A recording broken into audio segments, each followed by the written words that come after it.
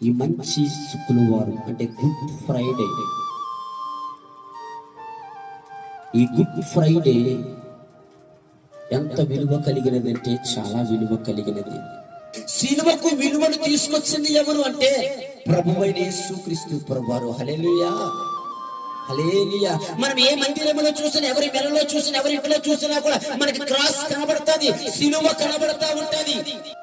ఆ సిలువను పెట్టుకుంటున్న వ్యక్తి గాని గుర్తించవలసింది, గమనించవలసినది దానికున్న విలువ ఎటువంటిది. సిలువకు విలువను తీసుకొచ్చినది.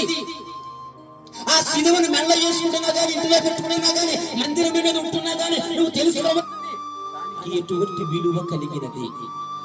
నేను చెప్పిన దానికి ఎటువంటి విలువ కలిగినది. ఈరోజు చాలా మంది ప్రజలు, చాలా మంది వ్యక్తులు సిలువను మెల్ల వేసుకుంటున్నావు కానీ సిలువకున్న విలువనికి తెలియట్లా.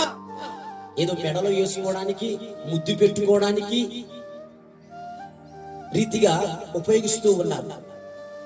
సిలువకు విలువను తీసుకొచ్చింది యేసుక్రీస్తు ప్రభువు. అసలు సిలువ ఏమిటి అని ఆలోచన చేస్తే గనక, జాగ్రత్తగా గమనిస్తే గనక, సిలువ భయమును, సిగ్గును తీసివేయగలిగినది. హల్లెలూయా. ఏ భయము నీ జీవితంలో కలుగుతున్నా అనేకమైన స్థితిగతుల నుంచి, పరిస్థితుల నుంచి ఆ భయమును తీసివేసి దేవుని కొరకు నిలబడగలిగిన శక్తిని, కొన్ని సందర్భాలు చూడండి, దేవుని కొరకు నిలబడాలంటే సిగ్గు, బైబిల్ పట్టుకు రావాలంటే సిగ్గు, ప్రార్థన చేయాలంటే సిగ్గు, ఆరాధన చేయాలంటే సిగ్గు, ఏమనుకుంటారు అనే ఒక సిగ్గు. దాని సిలువ సిగ్గును తీసివేస్తుంది. మీరు వారు చెప్పలు కొట్టి యేసు నామమున భయపడతారు.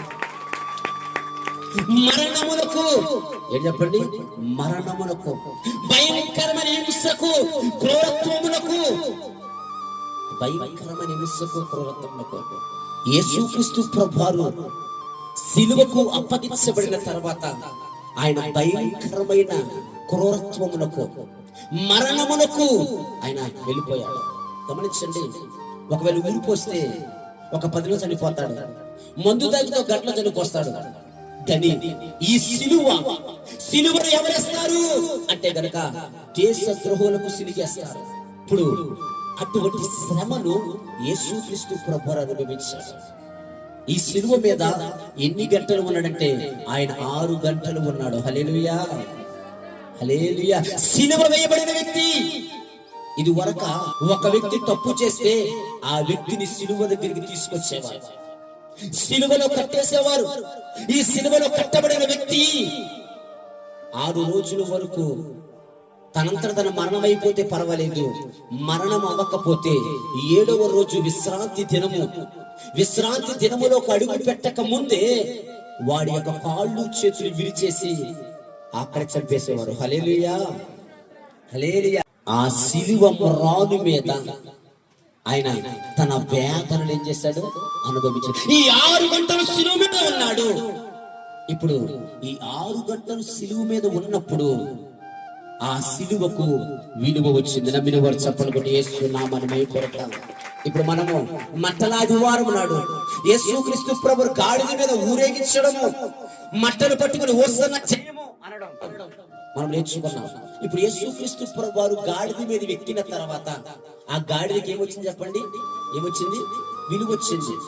యేసుక్రీస్తు ప్రభువు ఎక్కడైనా చేపు కూడా ఆ రైతు అంటే ఆ వాండరు ఆ గాడిదని తన్నొచ్చు, తిట్టొచ్చు.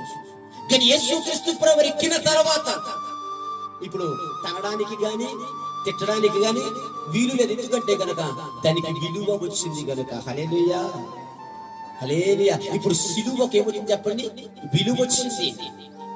విలువ కలిగిన సిలువను మోస్తున్న నీవు, అందుకే యేసు ఒక మాట చెప్తాడు, నన్ను వెంబడించేవాడు ఏమంటాడు, తన సిలువను ఎత్తుకుని నన్ను వెంబడించాలి. హల్లెలూయా.